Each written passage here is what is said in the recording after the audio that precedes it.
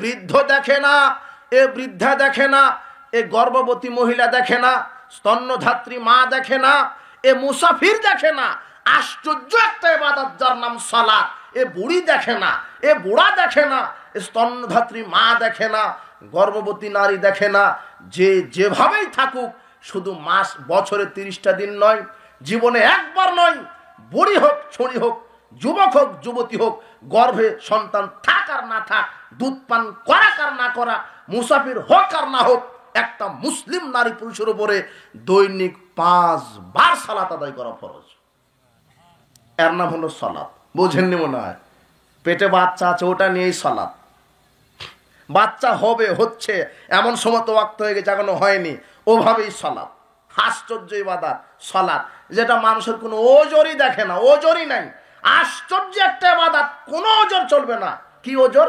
আপনি বলবেন, আপনি ছাত্র, ছেলে শোনো, তুমি ছাত্র, তুমি শিক্ষককে বলছো, মাস্টার সাহেব গতকাল আমার আম্মা অসুস্থ ছিল, তাই হসপিটালে নিয়ে গেছি, তাই স্কুলে আসতে পারিনি। এটা হলো ওজর। এটা কি ওজর?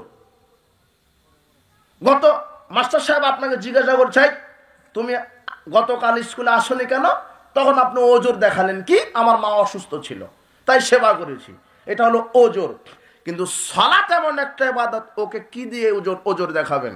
বলবেন ও হো আমি অসুস্থ ছিলাম, তাহলে সালাত ওজর মানবে না।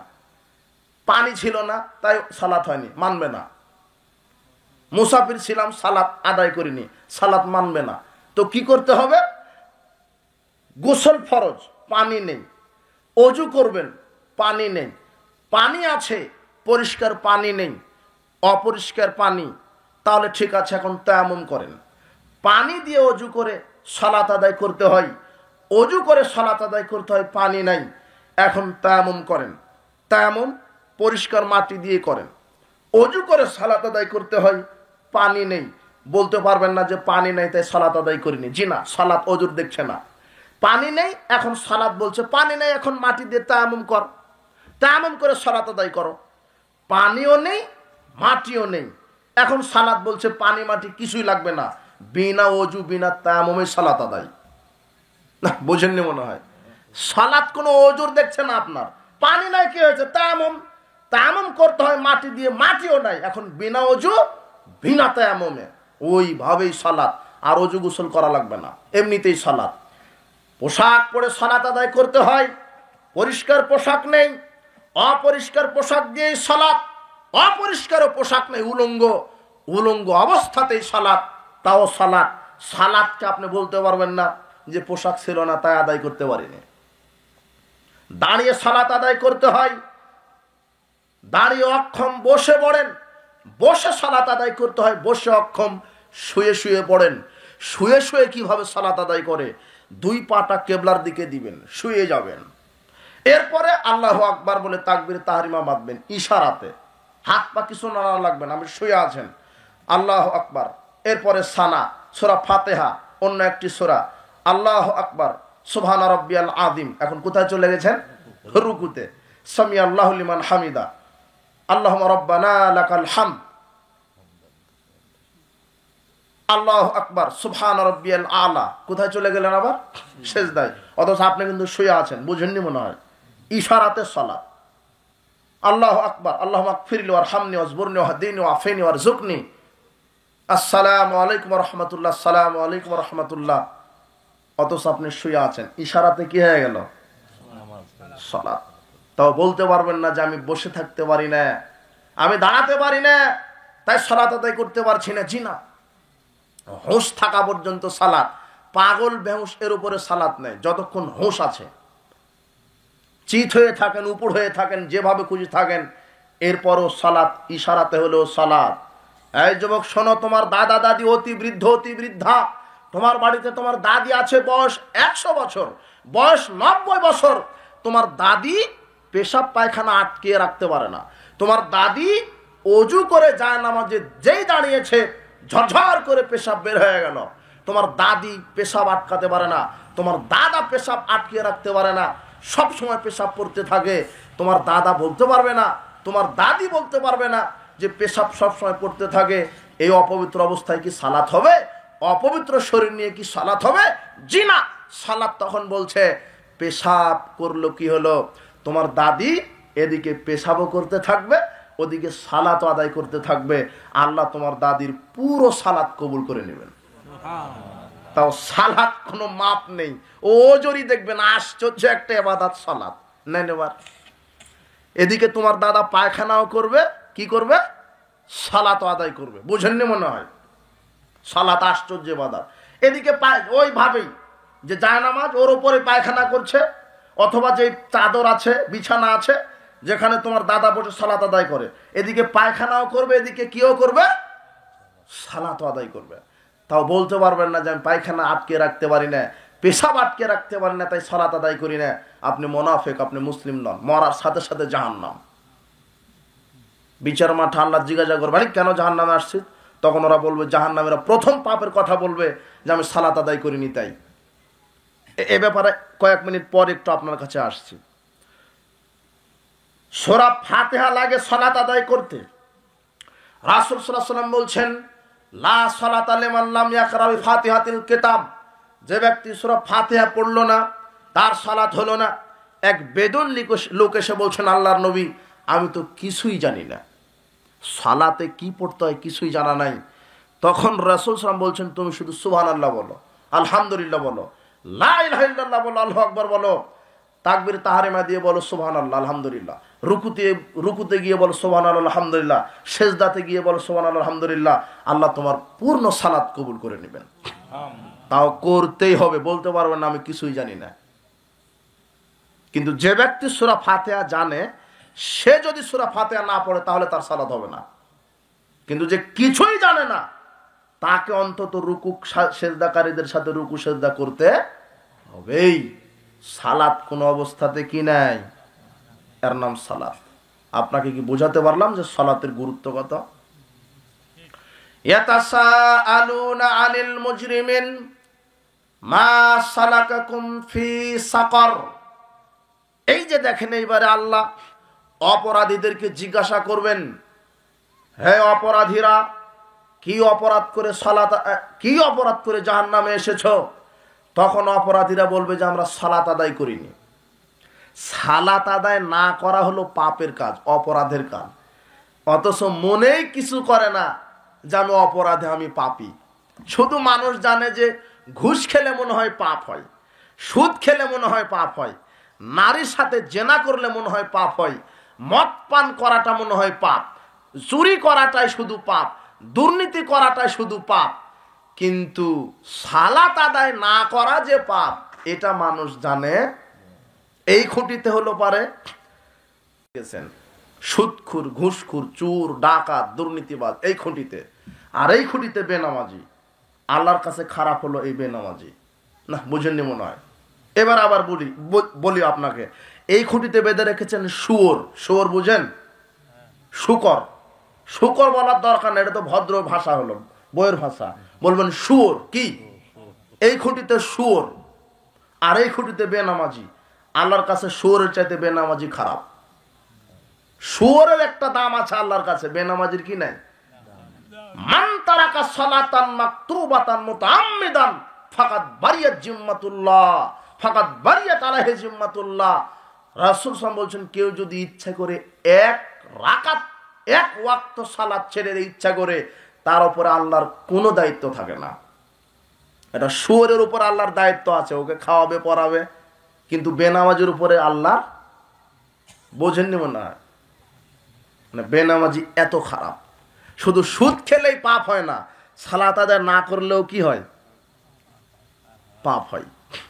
সালাত আদায় না করা অপরাধী কাজ। মানুষকে হত্যা করলেন তাই বলে অপরাধী, ওটা নয়, ওটা অপরাধ। মানুষকে হত্যা করার চাইতে বড় অপরাধ হলো বেনামাজি, সালাত আদায় না করা। বুঝেননি কথা? আপনি একজন মানুষকে হত্যা করেছেন, এর চাইতেও বড় অপরাধ হচ্ছে সালাত আদায় না করা। আপনি মদ পান করেছেন, মদ পানের চাইতে বড় অপরাধ সালাত আদায় না করা। যে ব্যক্তি সালাত আদায় করে না, সে ব্যক্তি মুসলিম নয়। বিচারের মাঠে আল্লাহ তাকে বলবেন, কি অপরাধ করে জাহান্নামে এসেছো? সে বলবে, আমি সালাত আদায় করিনি, এই জন্য আমি জাহান্নামে এসেছি। ইয়াতাসাআলুনা আনিল মুজরিমিন, হে অপরাধীরা তোমরা বলো কেন জাহান্নামে এসেছো? তখন তারা বলবে আমরা সালাত আদায় করিনি তাই জাহান্নামে এসেছি। সালাত কতটা গুরুত্বপূর্ণ আপনাকে বলছি। অন্যান্য পাপ করছেন, মানুষের গীবত করছেন, পরিণাম জাহান্নাম হবে কথা ঠিক। আপনি মানুষের গীবত করেন, পরিণাম জাহান্নাম হবে কথা ঠিক। মানুষকে হত্যা করেছেন, পরিণাম জাহান্নাম হবে কথা ঠিক। আপনি জেনায় লিপ্ত আছেন, পরিণাম জাহান্নাম হবে কথা ঠিক। কিন্তু কেউ যদি জেনায় লিপ্ত থাকে তার ইবাদত কবুল হবে না এরকম নয়। মানুষকে কেউ যদি হত্যা করে তার ইবাদত কবুল হবে না এরকম নয়। কিন্তু সালাত একটা ইবাদত। রাসূল সাল্লাল্লাহু আলাইহি ওয়াসাল্লাম বলছেন আউয়ালু মা ইউহাসাবু বিল আবদি ইয়াউমাল কিয়ামাতি সালাত। বিচার মাঠে প্রথম জিজ্ঞাসা করবেন আল্লাহ বান্দাকে, হে বান্দা তোমার কি সালাত 5 ওয়াক্ত ঠিক আছে? ফাইন সালাত সালাত সাইর আমালিহি, যদি কোনো বান্দার 5 ওয়াক্ত সালাত ঠিক থাকে সব আমল ঠিক। ওয়াইন ফাসাদাত ফাসাদা সাইর আমালিহি, যদি কোনো বান্দার সালাত নষ্ট হয়ে থাকে, যদি সালাত না থাকে তার কোনো আমল ঠিক নয়। যার 5 ওয়াক্ত সালাত আছে তার সব আমলের নেকি আল্লাহ কবুল করবেন। যার 5 ওয়াক্ত সালাত নেই তার কোনো আমলের নেকি কবুল এখনো বুঝতে পারেন না। ইনি এই মসজিদে 50 লক্ষ টাকা দিয়েছেন, আর উনি দিয়েছেন 1 টাকা। এই 50 কোটিও যদি মসজিদে দান করার যদি 5 ওয়াক্ত সালাত না থাকে 50 কোটি টাকার 1 নেকিও আল্লাহ কবুল করবেন না। না বুঝতে পারেননি মনে হয়।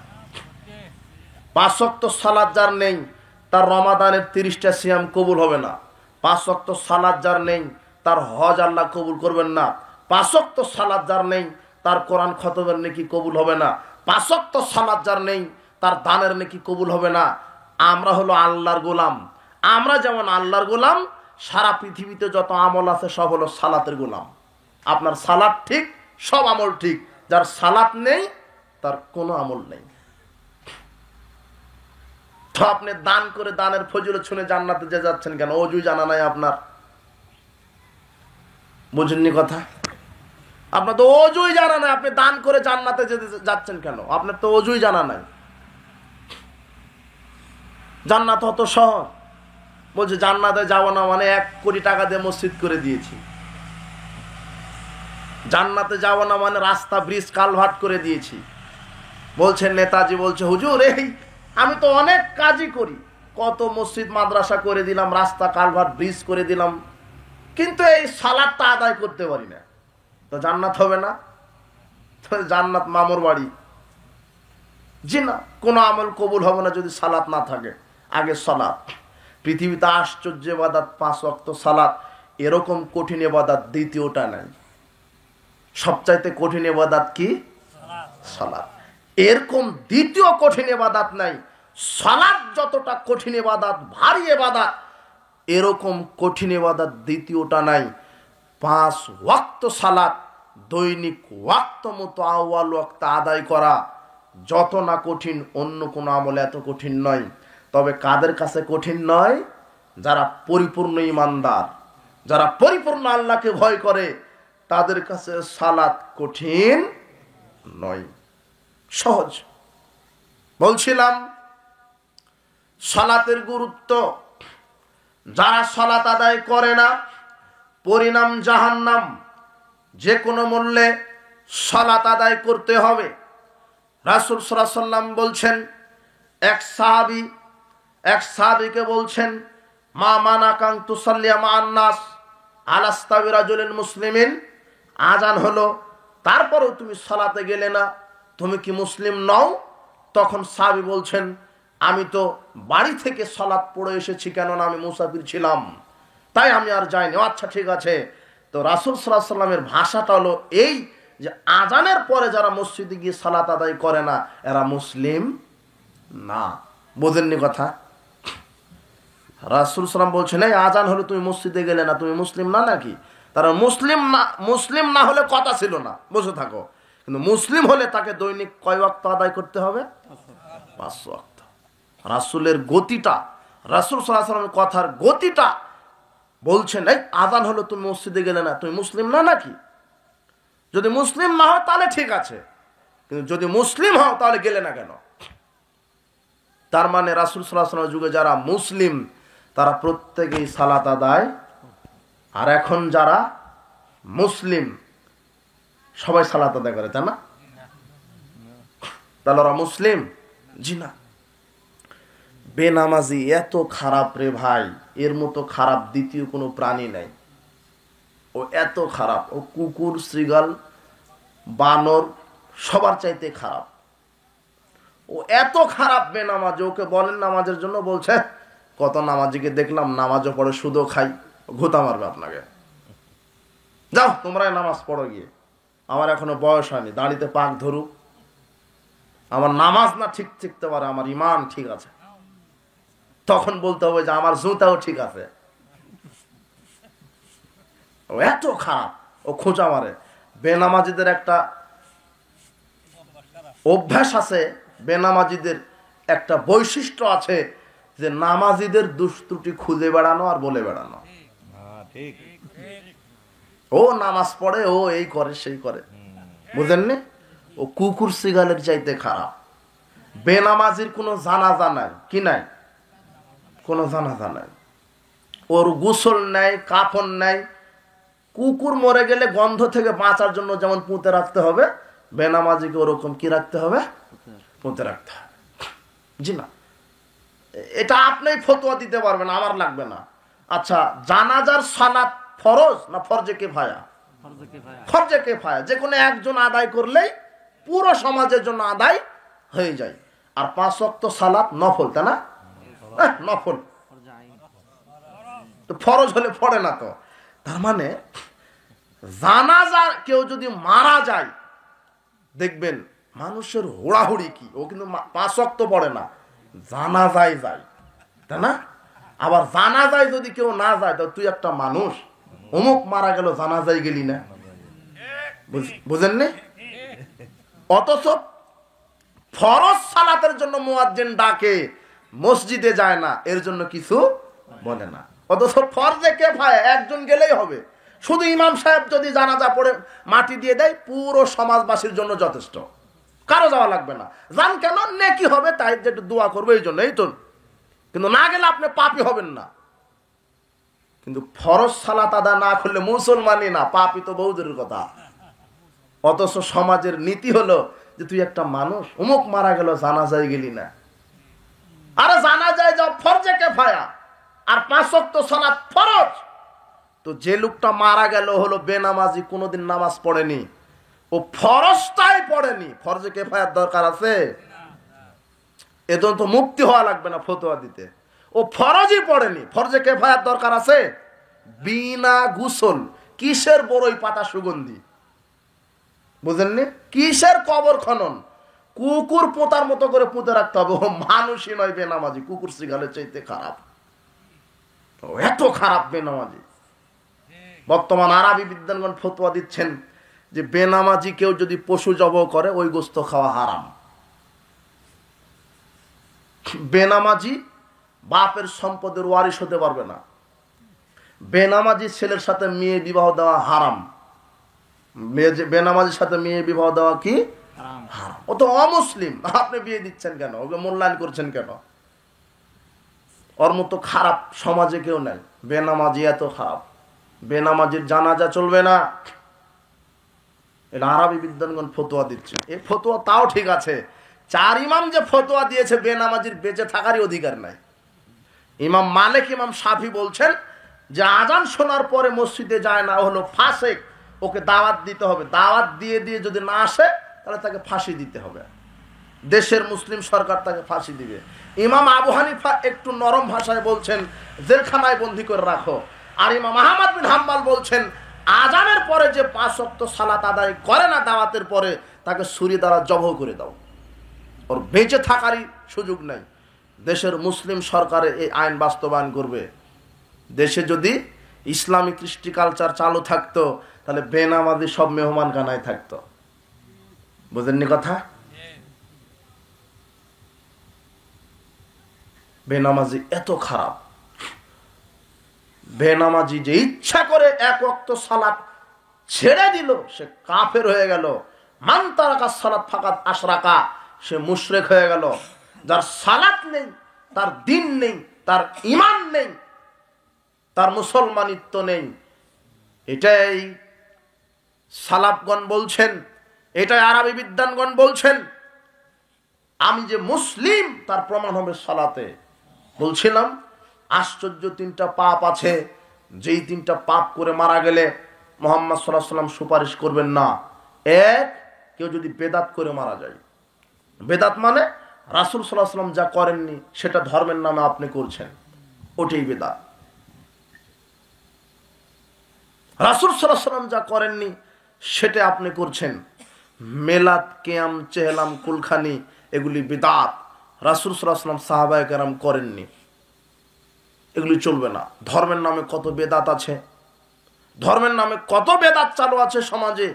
যারা রাসূল সাল্লাল্লাহু আলাইহি ওয়াসাল্লামের নীতিকে উপেক্ষা করে মানুষের নীতিতে আমল করে, এরাই হলো বেদাতি।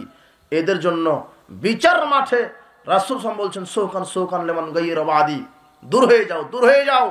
যারা আমার সৃষ্টি, আমার মৃত্যুর পরে নতুন নতুন ধর্ম আবিষ্কার করেছে, ইবাদত আবিষ্কার করেছো, আমার নামে চালিয়ে দিয়েছো, তারা দূর হয়ে যাও। রাসূল সাল্লাল্লাহু আলাইহি ওয়াসাল্লাম যদি বিচার মাঠে আপনাকে তাড়িয়ে দেয়, আপনার বাঁচার কোনো পথ থাকবে জি না। 2 নম্বর, যারা মুশরিক, যারা শিরক করে মারা যাবে তাদের উপরে রাসূল সাল্লাল্লাহু আলাইহি ওয়াসাল্লাম সুপারিশ করবেন না। 3 নম্বর, বেনামাজি, বেনামাজির কোনো সুপারিশ চলবে না। বেনামাজি ও মুশরিক। মান তারাকা সালাত ফাকাদ আশরাকা, যে ব্যক্তি ইচ্ছা করে সালাত এক ওয়াক্ত ছেড়ে দিল সে মুশরিক হয়ে গেল। আর আপনি তো 5 ওয়াক্তেরই কোনো খবর নাই, এক ওয়াক্ত না পড়লে সে কি হয়ে গেল? মুশরিক। খুব জটিল ও কঠিন। উপস্থিত বৈঠকের মুসলিম দিনী ভাই বোন, এমন একটা ইবাদত যে ইবাদতে আপনি কোনো আপোষ হতে পারবে, আপোষকামিতা চলবে না, যার নাম 5 ওয়াক্ত সালাত। বলছিলাম এবার আপনাকে কয়েক মিনিট মুনাফিকদের সালাতের বৈশিষ্ট্য বলছি। যারা সালাত আদায় করে সমাজে, কিন্তু আল্লাহ সুবহানাহু ওয়া তাআলা মুনাফিকদের সালাত সম্পর্কে আলোচনা করেছেন। আল্লাহ সুবহানাহু ওয়া তাআলা বলছেন ফাওয়াইলুল লিল মুসাল্লিন, দুর্ভোগ ওই মুসল্লিদের জন্য, আল্লাযীনা হুম আন সালাতিহিম সাহুন, যারা উদাসীন অমনোযোগী হয়ে সালাত আদায় করে। ইউরাউনা, যারা মানুষকে, ইউরাউনান নাস, যারা মানুষকে দেখাবার জন্য সালাত আদায় করে।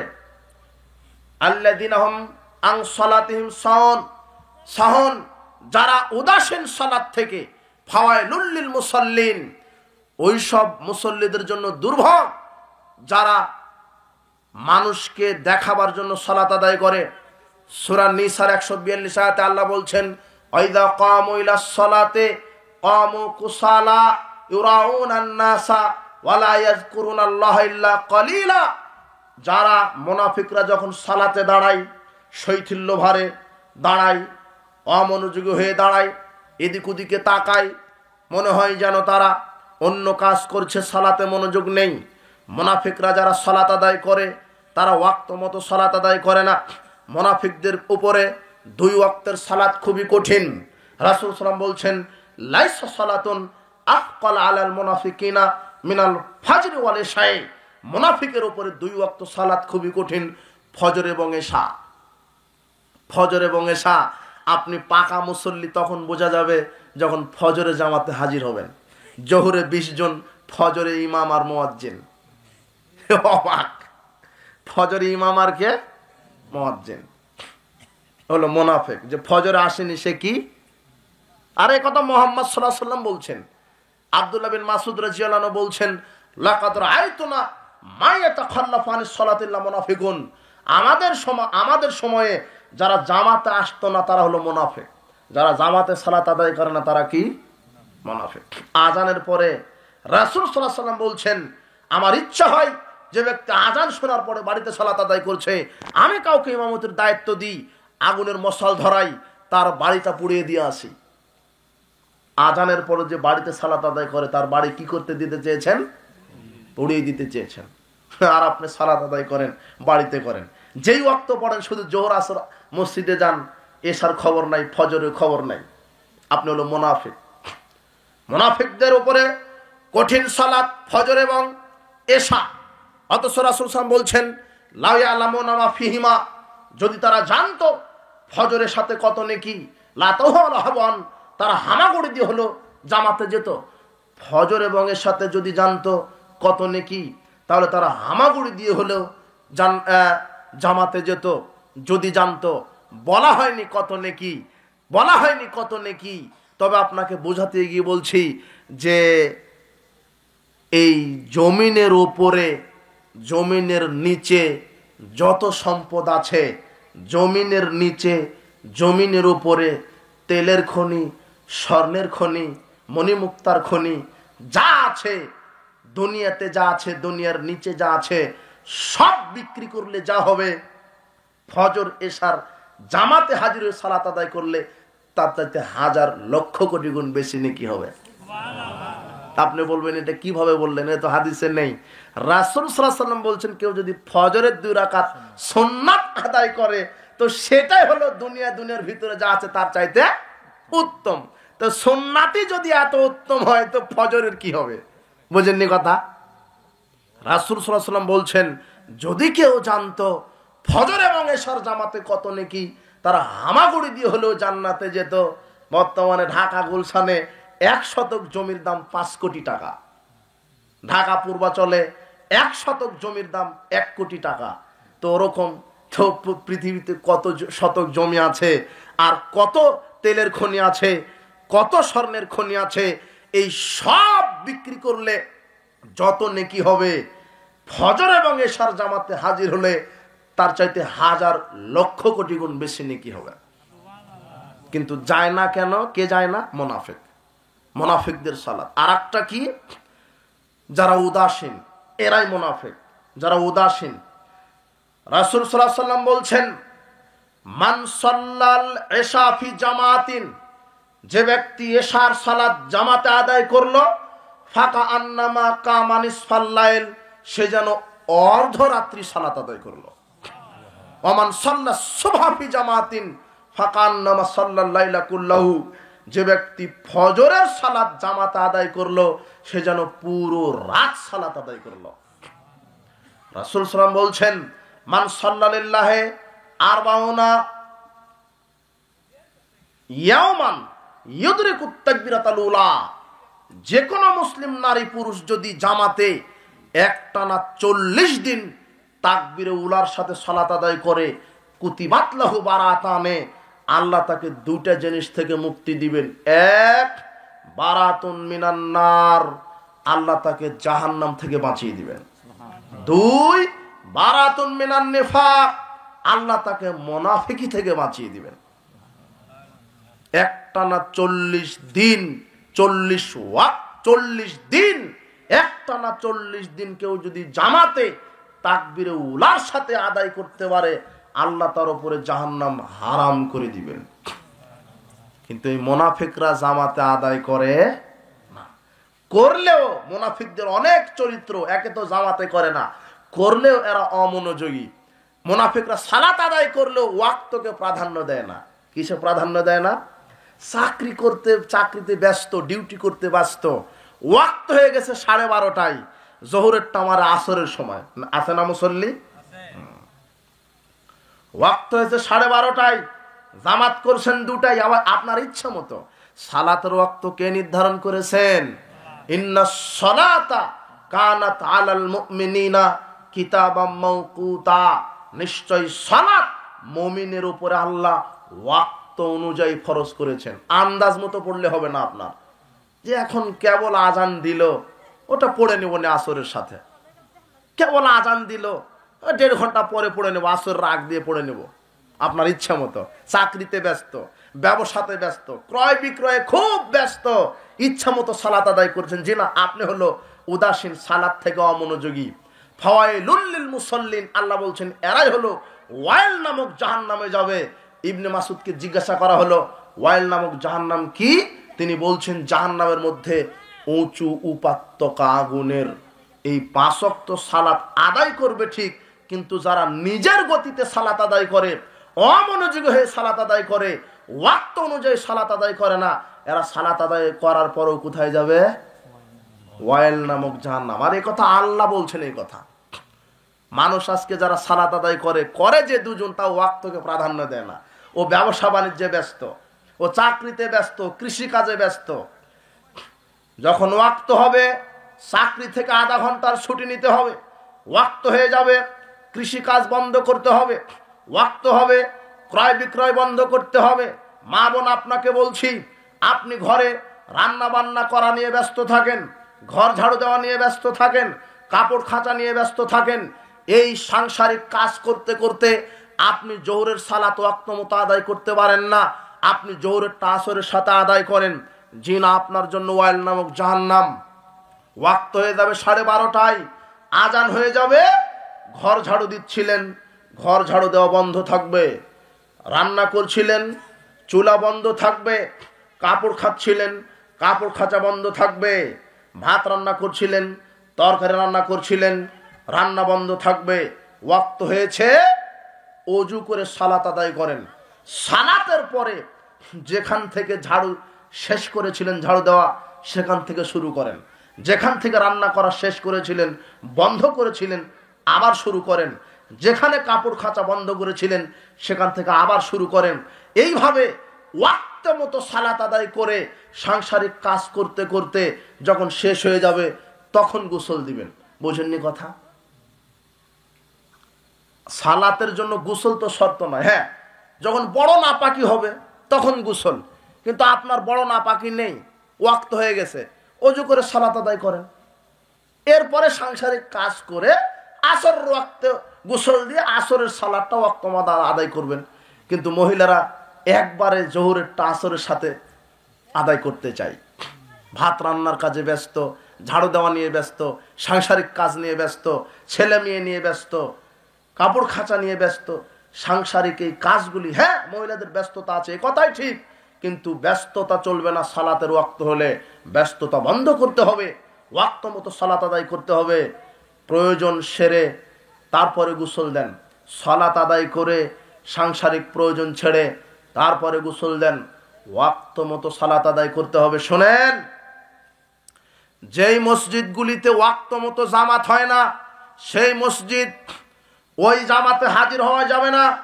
ওয়াক্ত মতো সালাত আদায় করা জরুরি জামাতের চাইতে। আপনার ওয়াক্ত হচ্ছে এই টাঙ্গাইলে 12:10, 15। আজকে জোহরের ওয়াক্ত হয়েছে কয়টায় জানেন না? কয়টায়? হ্যাঁ, 1:30। দেন, আপনি ওয়াক্ত দেন 12:10 সর্বোচ্চ। 12:10, 4, 12:04 আজান হবে, 12:04 জামাত করবেন 12:30টায়।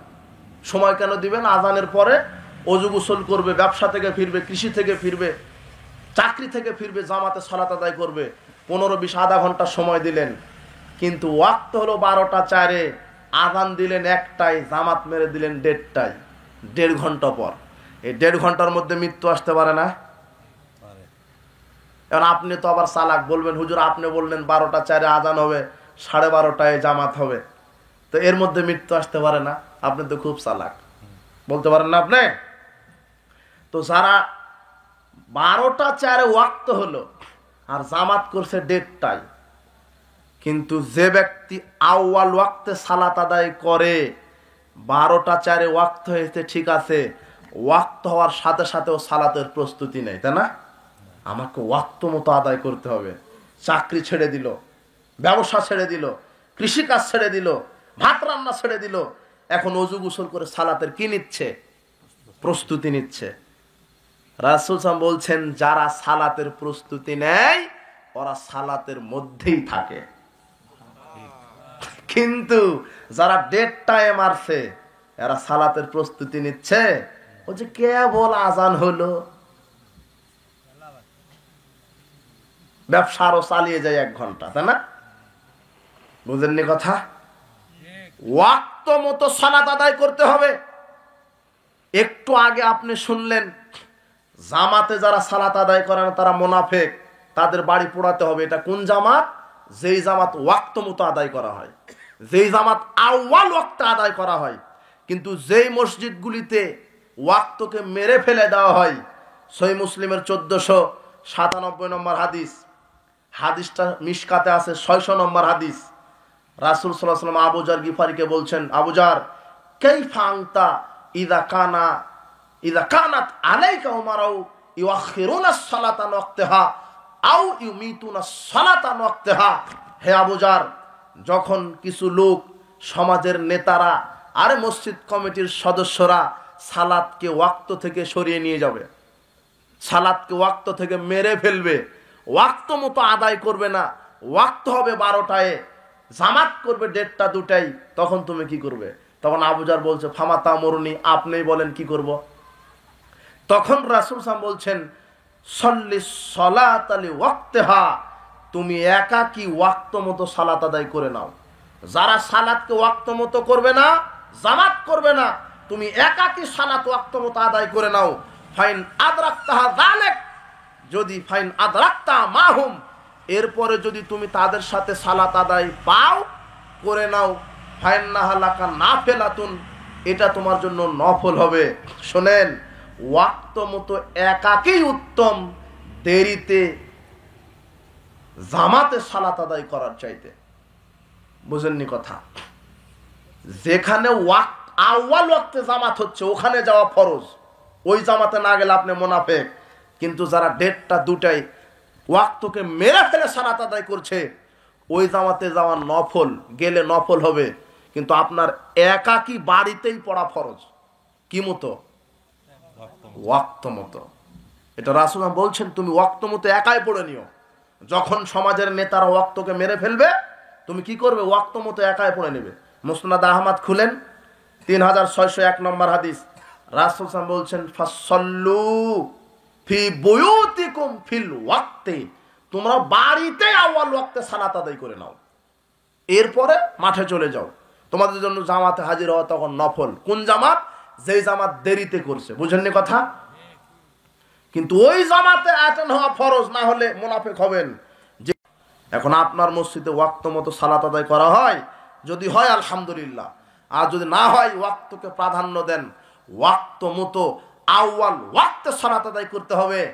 রাসূল সাল্লাল্লাহু আলাইহি ওয়াসাল্লামকে জিজ্ঞাসা করা হলো, আইয়ুল আমাল আফদাল, উত্তম আমল কোনটি? তিনি বলছেন, as-সালাতু আলা ওয়াক্তিহা, ওয়াক্ত মতো সালাত আদায় করা, আউয়াল ওয়াক্তে সালাত আদায় করা আল্লাহর নিকটে সর্বোত্তম আমল। এরপরে কয়েক মিনিট সালাতের গুরুত্ব। কাজেই মা বোন যারা আছেন, ওয়াক্ত মতো সালাত আদায় করবেন। যত নারী পুরুষ উপস্থিত হয়েছেন, সালাত তো আদায় করবেন, মুনাফিকের যেন লক্ষণ না থাকে। ওয়াক্ত মতো সালাত আদায় করবেন। আর একটি কথা আপনাকে বলছি, এখন কয়েক মিনিট এই সালাতের ফজিলত। আবু হুরায়রা রাদিয়াল্লাহু আনহু বলেন, রাসূল সাল্লাল্লাহু আলাইহি ওয়াসাল্লাম বলেছেন, সালাওয়াতুল খামস ওয়াল জুমআতু ইলাল জুমআ ওয়া রমাদানু ইলা রমাদান মুকাফফিরাতুন মা বাইনাহুন্না ইজাস্তুনিবাতিল কাবায়ের। কেউ যদি 5 ওয়াক্ত সালাত আদায় করে, 5 ওয়াক্ত সালাত এক জুমা থেকে আরেক জুমা, এক রমাদান থেকে আরেক রমাদানের মাঝে যত সাগিরা গুনাহ হবে, 5 ওয়াক্ত সালাত আদায়ের বদৌলতে আল্লাহ সব পাপ ক্ষমা করে দিবেন।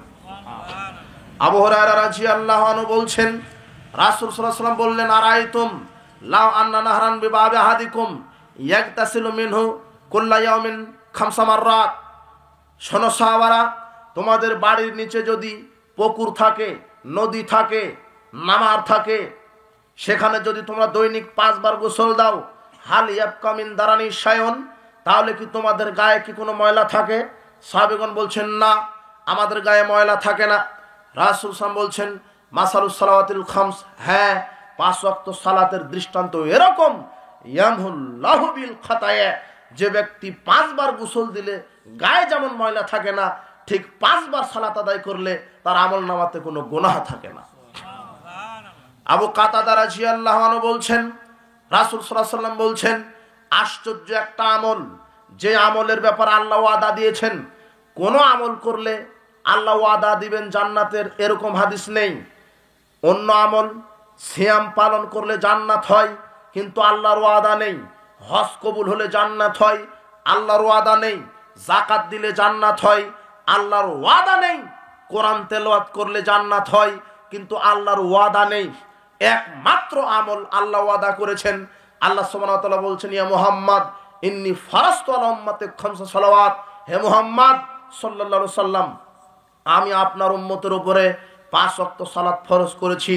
ওয়াহিদতু ইনদাহাদান, আর আমি আল্লাহ নিজে ওয়াদা করেছি, আন্নাহু মান জা ইউহাফিজ আলাইহিন্না লিওয়াক্তিহিন্না আদখালতুহুল জান্নাহ, যে কোনো মুসলিম নারী পুরুষ ওয়াক্ত মতো 5 ওয়াক্ত সালাত আদায় করবে, আমি আল্লাহ তাকে জান্নাতে প্রবেশ করাবো। এটা আল্লাহর ওয়াদা। কোন ইবাদতে ওয়াদা করেন না আল্লাহ, একমাত্র ব্যতিক্রম ইবাদত সালাত আল্লাহ ওয়াদা করেছেন, কেউ যদি দৈনিক 5 ওয়াক্ত সালাত আউয়াল ওয়াক্ত আদায় করে, আমি আল্লাহ তাকে জান্নাতে প্রবেশ করাবো। সালাতের ফজিলত সুবহানাল্লাহি ওয়া বিহামদিহি। এই জন্য সালাত পৃথিবীর প্রত্যেকটা নবী রাসূল মৃত্যুর সময় শেষ বাক্য বলেছেন উম্মতের জন্য সালাত। ইব্রাহিম আলাইহিস সালাম শেষ পর্যন্ত বলেছেন, রব্বি জাআলনি মুকিমাস সালাতি ওয়া মিন যুররিয়াতি রব্বানা ওয়া তাকাব্বাল দুআ, হে প্রতিপালক আমাকে সালাত আদায়কারী বানাও, আমার বংশধর ছেলে মেয়েকে সালাত আদায়কারী বানাও। আল্লাহ আমি দোয়া করছি, এই দোয়া কবুল করো। আনাস আলী রাদিয়াল্লাহু আনহু বলছেন, কান আখিরু কালামিন নবী সাল্লাল্লাহু আলাইহি ওয়াসাল্লাম আস-সালাতু আস-সালাতু ওয়া মা মালাকাত আইমানুকুম। আলী রাদিয়াল্লাহু আনহু বলছেন, রাসূল সাল্লাল্লাহু আলাইহি ওয়াসাল্লাম মৃত্যুর শেষ বাক্য যেটা বলেছেন সেটা হলো সালাত সালাত সালাত। মৃত্যুর শেষ সময়ে শেষ বাক্য কি বলেছেন? হে আমার উম্মতেরা, সালাত ছেড়ে দিও না। উপস্থিত বৈঠকের মুসলিম দিনী ভাই বোন, আপনাদেরকে বলছি, এক ব্যতিক্রম ইবাদত সালাত। যার সালাত আছে তার সব আমল কবুল, যার সালাত নেই তার কোনো আমল কবুল হবে না। যে সালাত আদায় করেনি সে জাহান্নামে যাবে, যে সালাত আদায় করে সে মুসলিম, যে সালাত আদায় করে না সে অমুসলিম। যে কোনো মূল্যে সালাত আদায় করতে হবে, পিটিয়ে সালাত আদায় করতে হবে। আপনার ছেলের বয়স 7 বছর, সালাতের জন্য বলেন, 10 বছর হয়ে গেছে তারপর সালাত আদায় করে না, পিটিয়ে সালাত আদায় করান। আল্লাহ বলছেন, ওয়ামুর আহলাকা বিস-সালাত ওয়াসতাবির আলাইহা, তুমি নিজে সালাত আদায় করো, তোমার পরিবারকে সালাত আদায় করার জন্য বলো। তুমি নিজে সালাত আদায় করো, তুমি তোমার পরিবারকে সালাত আদায় করার জন্য বলো। উপস্থিত বৈঠকের মুসলিম দিনী ভাই বোন, আপনাকে বলছি, যে কোনো মূল্যে 5 ওয়াক্ত সালাত আদায় করতে হবে। 5 ওয়াক্ত সালাতের সাথে কোনো আপোষ চলবে না। কাজেই আমাদেরকে যে কোনো মূল্যে সালাত আদায় করতে হবে। আজকের বৈঠকে যত নারী পুরুষ এসেছেন, আল্লাহ তুমি সকলকে কোরআন সুন্নাহ বোঝার তৌফিক দান করো, মানার তৌফিক দান করো। পাপ করেছেন, পাপ থেকে ফেরার 3টা পথ, পাপ থেকে ফেরার 3টা শর্ত। এক, এই যে অজু করে 2 রাকাত সালাত।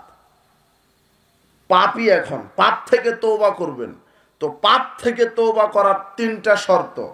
অজু করে 2 রাকাত সালাত। যখনই পাপের কথা স্মরণ হবে, 100 জন মানুষকে হত্যা করেছেন, আল্লাহ বলছেন নিরাশ হয় না। তোমার বয়স 50 বছর, তুমি মদ পান করে করে জীবনটাকে শেষ করেছো, নিরাশ হয় না। তুমি 500 জন নারীর সাথে জেনায় লিপ্ত হয়েছো, নিরাশ হয় না। এখন তুমি ভুল বুঝতে পেরেছো, আল্লাহকে চিনতে পেরেছো, তাহলে এখন কি করো? 2 রাকাত সালাত আদায় করো, অজু করো, 2 রাকাত সালাত আদায় করো। এরপর আল্লাহর কাছে হাত উঠিয়ে বলো তওবার 3টা শর্ত। দেখেন, পৃথিবীতে আপনি যত বড়ই পাপী হন, তওবার 3টা শর্ত। 1, তওবার জন্য 2 রাকাত সালাত। 2, এইবার আল্লাহর নিকটে হাত উঠিয়ে উনয় বিনয় কান্নাকাটি, হাওমাও করে কান্নাকাটি। যেভাবে একজন মানুষ আর একজন মানুষের পা ধরে কান্নাকাটি শুরু করে বিপদ থেকে বাঁচার জন্য, এইভাবে রাত যখন 2টা 3টা বাজবে, 12টা বাজবে, ঘর অন্ধকার, একাই দরজা জানালা বন্ধ করে দিবেন। তারপরে 2 রাকাত সালাত আদায় করে 2 হাত আকাশের দিকে উত্তোলন করে হাওমাও করে কান্নাকাটি করবেন, অনুতপ্ত অনুশোচনা প্রকাশ করবেন, আর বলবেন, আল্লাহ আমি 5 জন ব্যক্তিকে হত্যা করেছিলাম, আমি অমুক নারীর সাথে জেনায় লিপ্ত হয়েছিলাম, আমি মদ পান করেছি, কাজেই দেখো আমি আমার পাপ স্বীকার করলাম। আল্লাহ আমি আমার পাপ স্বীকার করছি, এই যে কান্নাকাটি করছি। 3 নাম্বার আপনাকে বলতে হবে, আল্লাহ আমি আর মরা পর্যন্ত কোনোদিন মদ মুখে দিব না, আমি আর মরা পর্যন্ত কোনো নারীর সাথে জেনায় লিপ্ত হব না, আমি আর মরা পর্যন্ত কোনো মানুষকে হত্যা করব না। এই যে আমি স্বীকৃতি দিলাম। তওবার 3টা শর্ত। 1, 2 রাকাত সালাত। যখনই পাপের কথা স্মরণ হবে তখনই 2 রাকাত সালাত। 2, এরপরে 2 হাত আকাশের দিকে উত্তোলন করার পরে আল্লাহর প্রশংসা, নবীর দরুদ, তারপরে আল্লাহকে বলেন, পাপের কথা স্বীকার করেন, অনুতপ্ত অনুশোচনা হন। 3 নম্বরে বলেন, আল্লাহ আমি 100 জন মানুষকে হত্যা করেছি, আমি আজকে স্বীকার করলাম। আর আমি আর একটা কথা বললাম, আমি আর মরা পর্যন্ত মানুষ হত্যার পাপ করব না। আল্লাহ আমি 50 জন নারীর সাথে জেনায় লিপ্ত হয়েছিলাম, আমি পাপ স্বীকার করলাম। আমি আজকে কথা দিচ্ছি, মরা পর্যন্ত আর কোনো নারীর সাথে জেনায় লিপ্ত হব না। আল্লাহ পৃথিবীতে এমন কোনো মদ নাই যেটা আমি পান করিনি, আমি আজকে স্বীকৃতি দিচ্ছি। আমি আজকে আবার আর একটা স্বীকৃতি দিলাম, জীবনে যতদিন বেঁচে থাকবো ততদিন আর মদ মুখে দিব না। তখন আল্লাহ বলবেন, যাও তোমার সব পাপ ক্ষমা। এই যে দেখেন 2 রাকাত সালাত, পাপ করেছেন 2 রাকাত সালাত।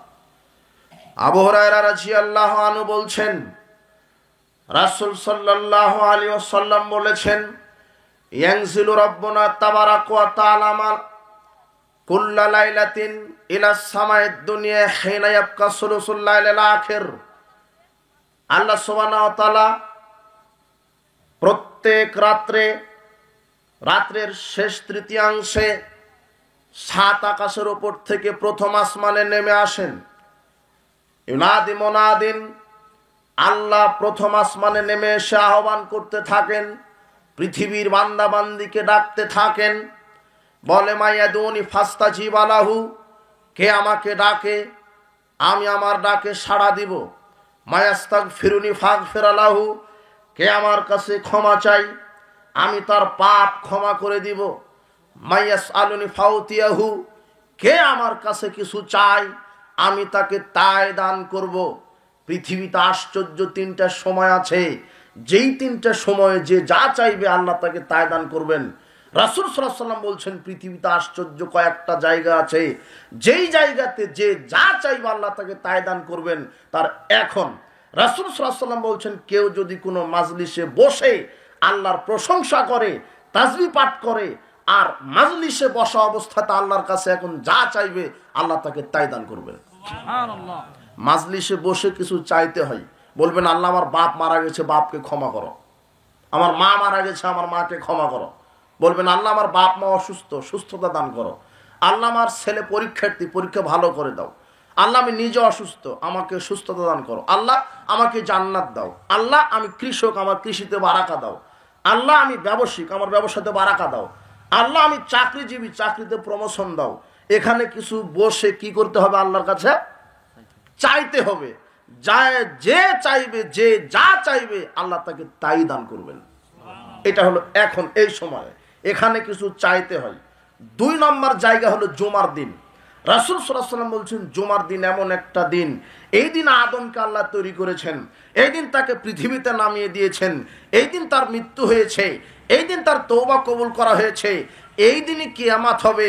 আর এই দিন এমন একটা সময় আছে, রাসূল সাল্লাল্লাহু আলাইহি ওয়াসাল্লাম বলছেন, ইমাম সাহেব মসজিদে বসা থেকে নিয়ে সূর্য ডোবার আগ পর্যন্ত, ইমাম সাহেব মেম্বারে বসা থেকে নিয়ে সূর্য ডোবার আগ পর্যন্ত, এর মাঝে একটা সময় আছে, ওই সময়ে যে যা চাইবে আল্লাহ তাকে তাই দিবেনি।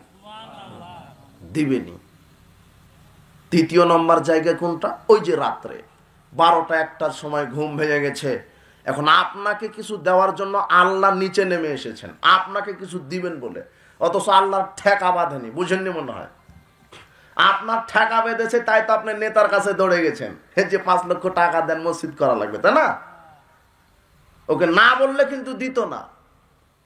প্রধান অতিথি করা লাগবে, আরো তেল মাখা লাগবে, আবার 14 বার যাওয়া লাগবে ওর কাছে, এরপরে সালামে একটু ভুল হলে কৈফিয়ত দিতে হবে, কত ঝামেলা। 1 লক্ষ টাকা তুলতে গেলে আরো 50,000 টাকা খরচ করতে হবে। বুঝেননি কথা? আর দুনিয়াবি গতি হলো, আপনি জজ ব্যারিস্টারের কাছে পাপ স্বীকার করবেন, জেল জুলুম দিবে, আর আল্লাহ বলছেন আমার কাছে পাপ স্বীকার করো, আমি জান্নাত দেব। আল্লাহর কায়দাই ভিন্ন, সবই উল্টা আল্লাহর কায়দা। পৃথিবীতে কারো নিকট থেকে কিছু পেতে হলে তার কাছে যেতে হয়, আর আল্লাহ এমন একটা আল্লাহ আপনি পেয়েছেন, আল্লাহর কাছে যেতে হবে না, আল্লাহ আপনার কাছে আসবেন। রাসূল সাল্লাল্লাহু আলাইহি ওয়াসাল্লাম বলছেন যখন শেষ তৃতীয়াংশ হয় তখন আল্লাহ নিচে নিজে নেমে আসেন আপনাকে কিছু দেওয়ার জন্য। রাসূল সাল্লাল্লাহু আলাইহি ওয়াসাল্লাম বলছেন যে কোনো মানুষের যখন ঘুম ভেঙে যাবে, রাত 12টায় ঘুম ভেঙে গেছে, রাত 2টায় ঘুম ভেঙে গেছে, রাসূল সাল্লাল্লাহু আলাইহি ওয়াসাল্লাম বলছেন যখন যার ঘুম ভেঙে যাবে ঘুম ভাঙার সাথে সাথে অজু গোসল ছাড়াই, অপবিত্র আছেন তো কি হয়েছে, চট করে ঘুম ভেঙে গেল, নারী হোক পুরুষ হোক চট করে ঘুম ভেঙে গেল, দেখছেন ঘড়িতে রাত 2টা বেজেছে, রাত 12টা বেজেছে, 1টা বেজেছে, 3টা বেজেছে, ঘুম ভেঙে গেল চট করে। তখন রাসূল সাল্লাল্লাহু আলাইহি ওয়াসাল্লাম বলছেন ঘুম ভাঙার সাথে সাথে কেউ যদি বলতে পারে লা ইলাহা ইল্লাল্লাহু ওয়াহদাহু লা শারীকা লাহু লাহুল মুলকু ওয়া লাহুল হামদু ওয়া হুয়া আলা কুল্লি শাইইন কাদির, সুবহানাল্লাহি ওয়াল হামদুলিল্লাহি ওয়া লা ইলাহা ইল্লাল্লাহু ওয়াল্লাহু আকবার লা হাওলা ওয়া লা কুওয়াতা ইল্লা বিল্লাহ, এই কয়েকটা বাক্য বলার পরে এখন যা চাইবেন রাসূল সাল্লাল্লাহু আলাইহি ওয়াসাল্লাম বলছেন এখন তাকে তাই দেওয়া হবে। দিতে কয়েক সেকেন্ড কয়েক বছর দেরি হতে পারে, তবে দিবেনি। কথা মনে বুঝতে পারেন না? দিবেই দিবেই দিবেই। আপনাকে দেওয়ার জন্য আল্লাহ নেমে আসেন প্রথম আসমানে। মায়াদুনি ফাস্তাজিবা লাহু, কে আমাকে ডাকে আমি তার ডাকে সাড়া দিব। মায়াসআলুনি, কে আমার কাছে কিছু চাই, যে যা চাই আমি তাকে তাই দিব, আমি দেওয়ার জন্য এসেছি। তাহলে ওই সময়তে ঘুম ভাঙার সাথে সাথে এই কয়েকটা বাক্য দিয়ে আল্লাহর কাছে কিছু চান, এরপরে অজু গোসল করে 2 রাকাত সালাত আদায় করেন। 2 রাকাত এখন সালাত আদায় করবেন, 2 রাকাত সালাত কবুল করা হবে। রাসূল সাল্লাল্লাহু আলাইহি ওয়াসাল্লাম এইবারে বলছেন মা মিন মুসলিমিন ইয়াতাওয়াদ্দাউ ফায়ুসিনু উযুহু, যে কোনো মুসলিম নারী পুরুষ অজু করলো, সুম্মা ইয়াকুমু ইউসাল্লি রাকাতাইন, এরপরে 2 রাকাত সালাত আদায় করলো, মুকবিলুন আলাইহিমা বিকলবিহি ওয়া ওয়াজহিহি, একমাত্র আল্লাহকে খুশি করার জন্য অজু করলো, 2 রাকাত সালাত আদায় করলো একমাত্র আল্লাহকে খুশি করার জন্য, ওয়াজাবাত লাহুল জান্নাহ, এই 2 রাকাত সালাতের জন্য আল্লাহ তার উপরে জান্নাতকে ওয়াজিব করে দিল। সুবহানাল্লাহ। 2 রাকাত সালাত, নফল সালাত। রাতে ঘুম ভেঙে গেছে, কয়েকটা বাক্য বলে অজু করে 2 রাকাত সালাত আদায় করেন, তাহলে জান্নাত কি হবে? ওয়াজিব। মসজিদে ঢুকেছেন, যখনই মসজিদে ঢুকবেন 2 রাকাত সালাত আদায় করে বসবেন। অজু যখনই ছুটে যাবে, গাড়িতে থাকেন, বাড়িতে থাকেন, মাঠে থাকেন, ঘাটে থাকেন, চাকরিতে থাকেন, ব্যবসা প্রতিষ্ঠানে থাকেন, যখনই থাকেন, অজু যখনই ভেঙে যাবে অজু করে 2 রাকাত সালাত আদায় করবেন। বেলালকে রাসূল সাল্লাল্লাহু আলাইহি ওয়াসাল্লাম সকালে ডেকে বলছেন, বেলাল বিমা সাবাকতানি ইলাল জান্নাহ, তুমি আমার আগে কেন জান্নাতে চলে গেলে, কি আমলে? ইদা দাখালতুল জান্নাতা কাত্তু খাশখাশাতাকা আমামি, আমি যখনই জান্নাতে ঢুকি তখন দেখি তুমি আমার আগে জুতা পায়ে দিয়ে হাঁটো, আমি যখনই জান্নাতে ঢুকি তখনই দেখি আমার আগে জুতা পায়ে দিয়ে হাঁটো, কি ব্যাপার?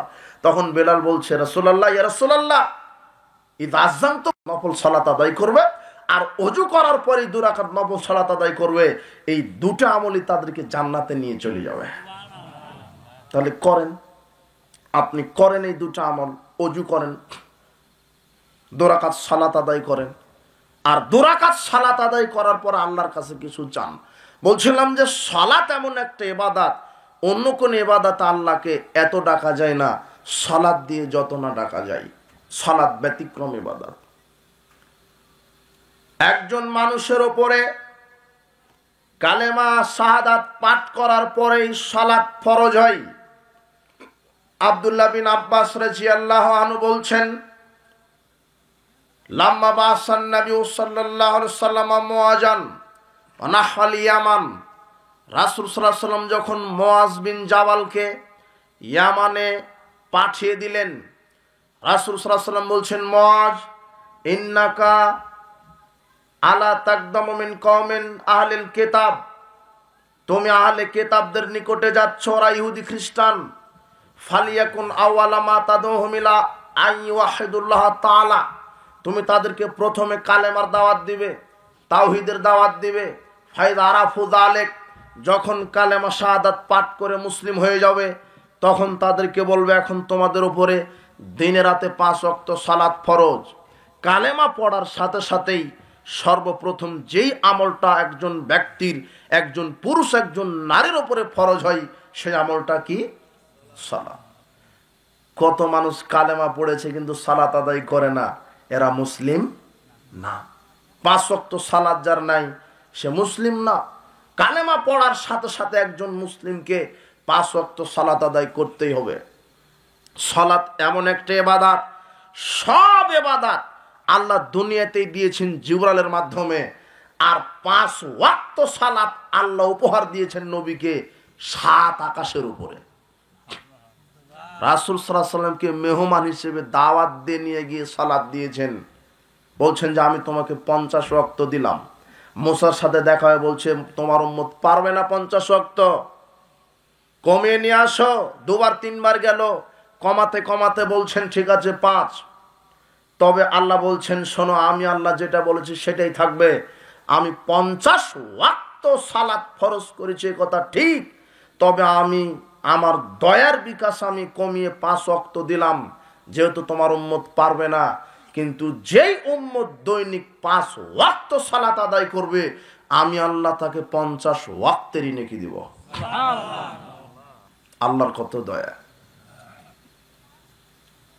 আব্দুল্লাহ বিন মাসউদ রাদিয়াল্লাহু আনহু বলছেন, রাসূল সাল্লাল্লাহু আলাইহি সাল্লামকে মেরাজে 3টা জিনিস দিয়েছেন আল্লাহ। ফাউতিয়া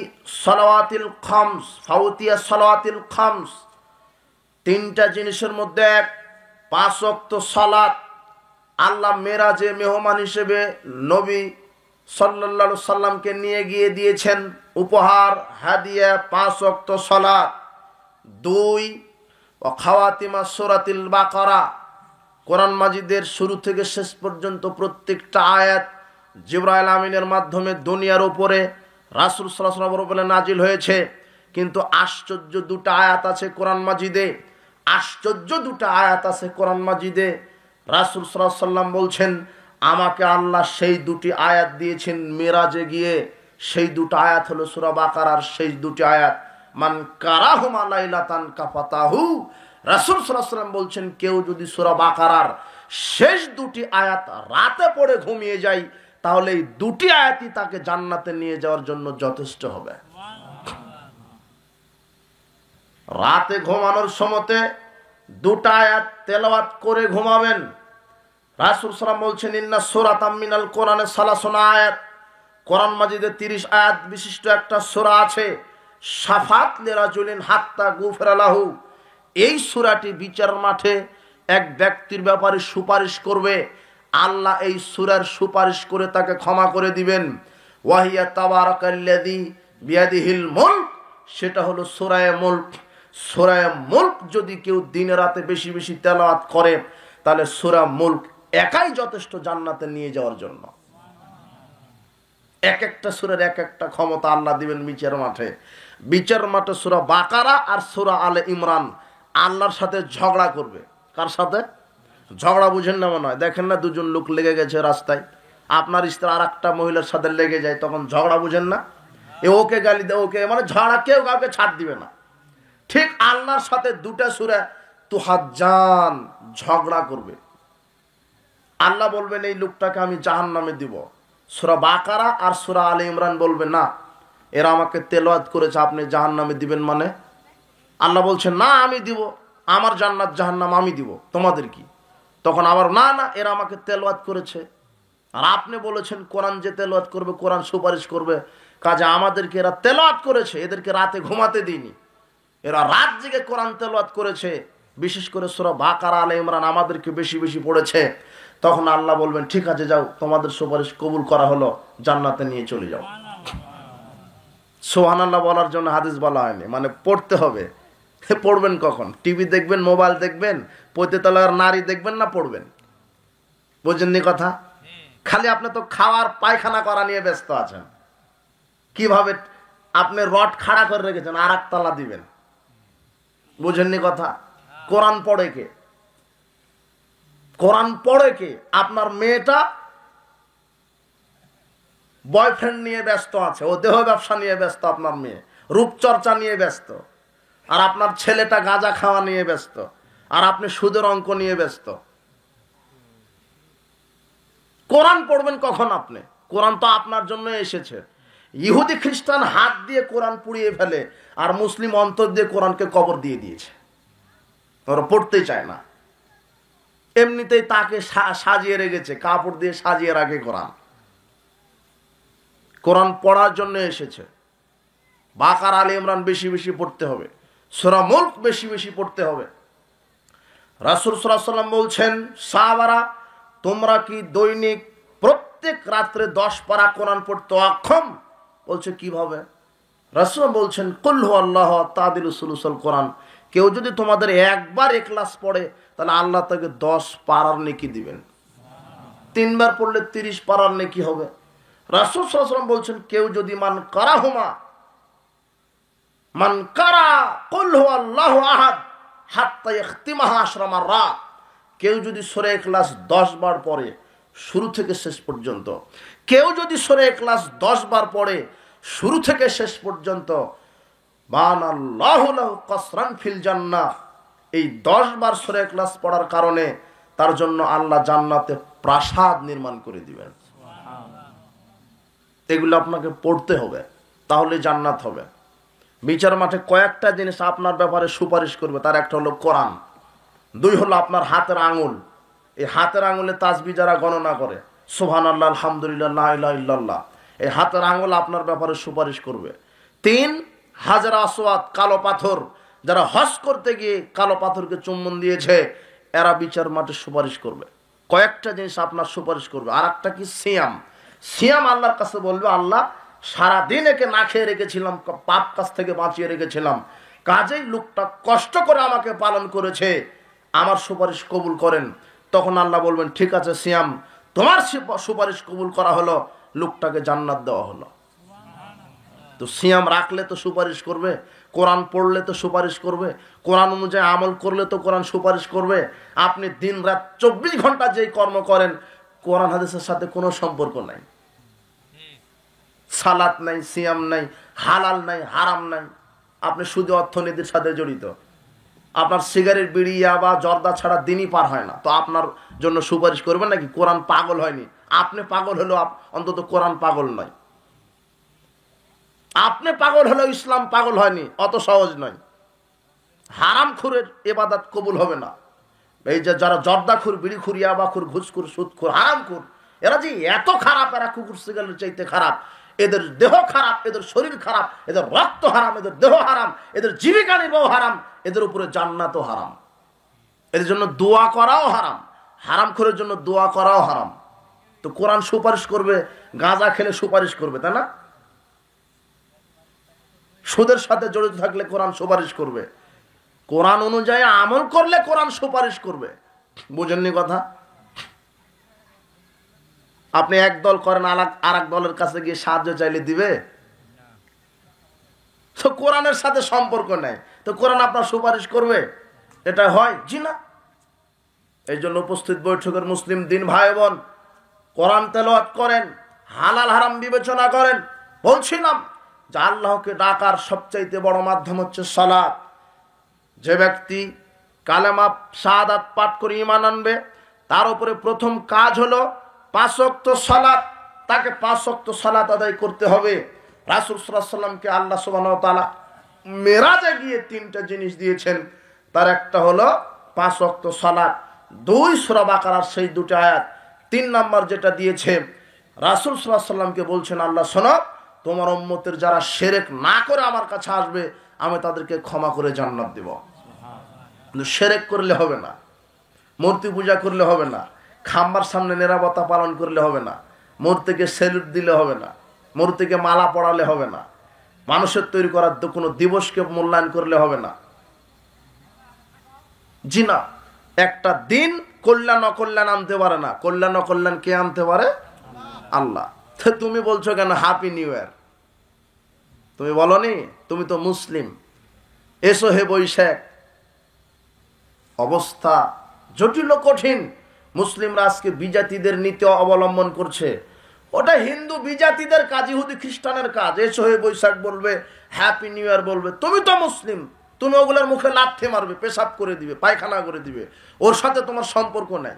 একটা দিন কল্যাণ অকল্যাণের মালিক নয়, কল্যাণ অকল্যাণের মালিক কে? আল্লাহ।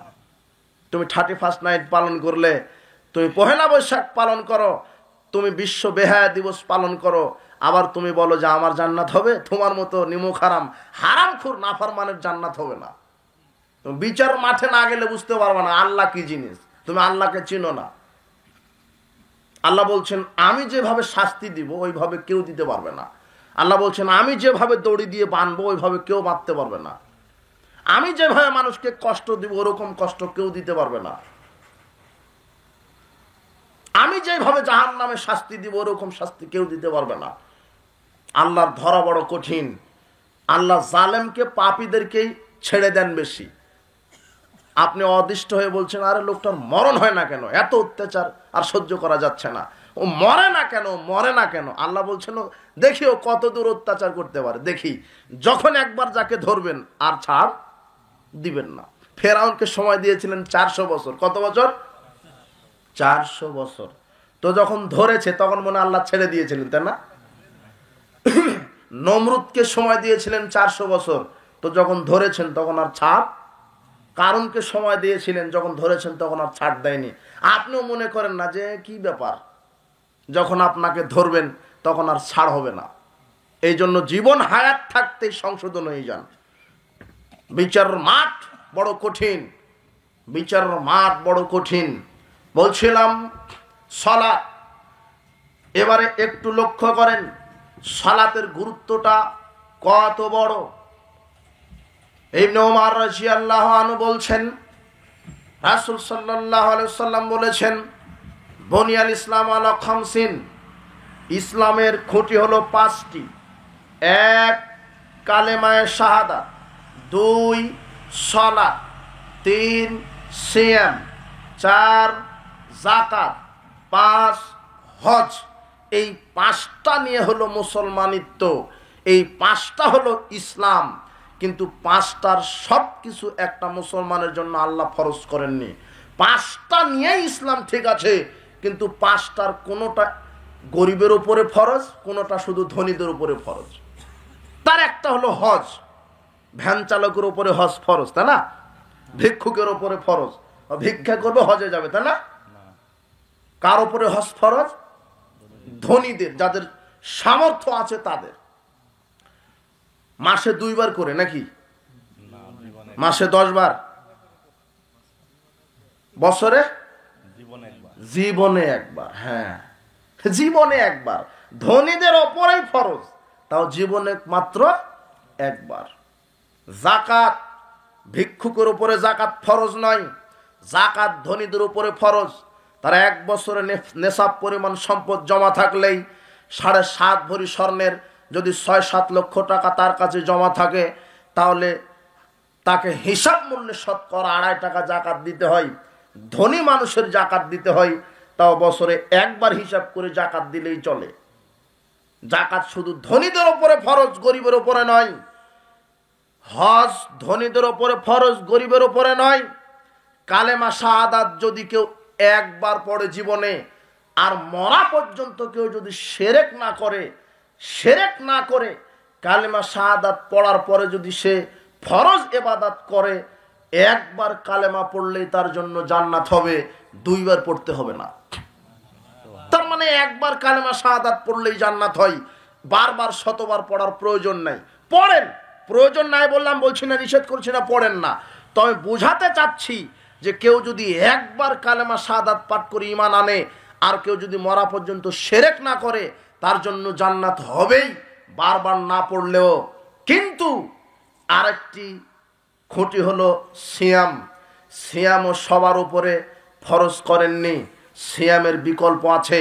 5টা খুঁটি ইসলাম, তবে 5টা খুঁটি সবার জন্য নয়। 5টার মধ্যে 2টার বিকল্প আছে। একটা হলো হজের বিকল্প, একটা হলো সিয়ামের বিকল্প। হজের বিকল্প মানে এই যে আপনার দাদার বয়স 90 হয়ে গেছে, হজ ফরজ হয়েছে, কিন্তু অসুস্থ শরীর, আর শক্তি নেই, সামর্থ্য নেই। অর্থের দিকে সামর্থ্য আছে কিন্তু শারীরিক সামর্থ্য নেই, তাহলে বিকল্প হিসাবে আপনার দাদা আপনাকে বলবে নাতি আমার জন্য হজ করে আয়, আপনি যদি আপনার দাদার নিয়তে হজ করেন আপনার দাদার হজ আল্লাহ কবুল করে নেবে। হজের বিকল্প। আর সিয়ামের বিকল্প এবারে দেখেন, সিয়াম ফরজ, প্রত্যেকটা মুসলিম নারী পুরুষের উপরে ফরজ। বছরে কয়বার? বছরে 1 মাস 30 দিন। তারপরেও আল্লাহ 6 জন মানুষের উপর থেকে সিয়াম উঠিয়ে নিয়েছেন। কয়জন? 6 জন ব্যক্তির সিয়ামের বিকল্প। সিয়ামের বিকল্প আল্লাহ সুবহানাহু ওয়া তাআলা 6 জন মানুষের উপর থেকে সিয়াম উঠিয়ে নিয়েছেন। সিয়ামের বিকল্প বিধান দিয়েছেন। এক, রোগী। রোগী 2 ধরনের, চিরস্থায়ী রোগী, অস্থায়ী রোগী। যারা অস্থায়ী অসুস্থ হয়ে গেছেন, রমাদানে সিয়াম পালন করতে করতে 3 দিন অসুস্থতার কারণে সিয়াম কাজা হয়েছে, এই 3টা সিয়াম আপনি কাজা আদায় করবেন। সময়সীমা আছে আগামী রমাদান আসা পর্যন্ত। এই যে দেখেন, সাময়িক অসুস্থতার কারণে আপনার উপর থেকে আল্লাহ সিয়াম স্থগিত রেখেছিলেন। যেই কয়টা সিয়াম রাখতে পারেননি অসুস্থতার কারণে, সেই কয়টা সিয়াম রাখবেন। সময়সীমা আগামী রমাদান পর্যন্ত, আরো 1 বছর, মানে বিকল্প আছে, ছাড় দিলেন আল্লাহ আপনাকে। আর আরেকটা হলো স্থায়ী রোগী, যেই রোগী ভালো হওয়ার সম্ভাবনা নেই, যেই রোগী ভালো হওয়ার সম্ভাবনা নেই, বছর বছর 10 বছর ধরে বেডগ্রস্ত, হসপিটালে ভর্তি আছে। এর বিধান কি? এ প্রত্যেক সিয়াম বদলে ফিদিয়া দিবে, 1.25 কেজি করে চাউল, অথবা ফকির মিসকিনকে 1 সিয়াম বদলে 1 সন্ধ্যা পেট পুরে খাওয়াবে। এই যে দেখেন সিয়ামের বিকল্প। 2, মুসাফির। আপনি সফরে বের হয়েছেন রমাদানে, 10 দিন সফরে ছিলেন, জরুরি প্রয়োজনে ব্যবসার কাজে গেছেন চিটাগংয়ে। 10 দিন সফরে থাকার কারণে মুসাফিরের উপর থেকে আল্লাহ সিয়াম উঠিয়ে নিয়েছেন। যেই কয়দিন সফরে থাকবেন সেই কয়দিন সিয়াম থাকা লাগবে না। সফরে থাকা অবস্থায় যেই কয়টা সিয়াম কাজা হয়েছে ওই কয়টা সিয়াম আপনি রাখবেন। সময়সীমা আগামী রমাদান পর্যন্ত, 1 বছর আপনার খুশি মতো রাখতে পারবেন। বুঝেননি মনে হয়? সিয়ামের বিকল্প। 2, গর্ভবতী নারী। গর্ভবতী নারী, যে নারীর পেটে বাচ্চা আছে, ওই নারীর উপর থেকে সিয়াম উঠিয়ে নিয়েছেন স্থগিত। 3, স্তন্যধাত্রী মা, যে মা তার বাচ্চাকে দুধ পান করায়। 4, স্তন্যধাত্রী মা, যে মা তার বাচ্চাকে দুধ পান করায়। 4, স্তন্যধাত্রী মা, যে মা তার বাচ্চাকে দুধ পান করায়। মোটামুটি একজন মেয়ে, একজন মহিলা পেটে বাচ্চা ধারণ করা থেকে নিয়ে দুধ পান করানো পর্যন্ত সময় লাগে 3 বছর। কত বছর? পেটে ধরেছে 9 মাস, 10 মাস, দুধ পান করিয়েছে 2-2.5 বছর। মোটামুটি কয় বছর? 3 বছর। 3 বছরে একটা মহিলা 90টা সিয়াম রাখতে পারে না। রাসূল সাল্লাল্লাহু আলাইহি ওয়াসাল্লাম বলছেন, গর্ভবতী নারী, স্তন্যধাত্রী মায়ের উপর থেকে আল্লাহ সিয়াম উঠিয়ে নিয়েছেন। তার মানে গর্ভে ধারণ করতে আর দুধ পান করাতে একটা নারীর সময় লাগে 3 বছর। আর 3 বছরে একটা নারী সিয়াম রাখতে পারে না 90টা সিয়াম। এই 90টা সিয়াম নারী কখন রাখবে? শরীয়ত তাকে সময় দিয়েছে ওই নারীর মরা পর্যন্ত। দেখেন, সিয়ামের বিকল্প আছে, যদিও সিয়াম ফরজ। সিয়াম কি? ফরজ। এরপরও সিয়ামের বিকল্প আছে। 5, অতিবৃদ্ধ, অতিবৃদ্ধা। অতিবৃদ্ধ, অতিবৃদ্ধা, একেবারেই বুড়ো হয়ে গেছে, বুড়ি হয়ে গেছে, সিয়াম রাখতে অক্ষম। এর শরীয়ত হলো এ প্রত্যেক সিয়াম বদলে ফিদিয়া দিবে। 6, হায়েজ নেফাসলি মহিলা, রমাদানে সিয়াম রাখতে রাখতে ঋতু চলে এসেছে, যে 5টা 7টা 7 দিন ঋতুর কারণে 3 দিন সিয়াম রাখতে পারেনি, ওই 3টা সিয়াম 7টা সিয়াম সে আদায় করবে সময় আগামী রমাদান পর্যন্ত। এই যে দেখেন, 6 জন ব্যক্তির উপর থেকে আল্লাহ সিয়াম স্থগিত করে রেখেছিল, বিকল্প শরীয়ত দিয়েছে। কি দিয়েছে? বিকল্প। হজে যেতে অক্ষম, বিকল্প আর একজন করলে হবে। 5টা খুঁটি নিয়ে ইসলাম, কিন্তু 5টা খুঁটির মধ্যে একটা আশ্চর্য খুঁটি আছে যার নাম সালাত।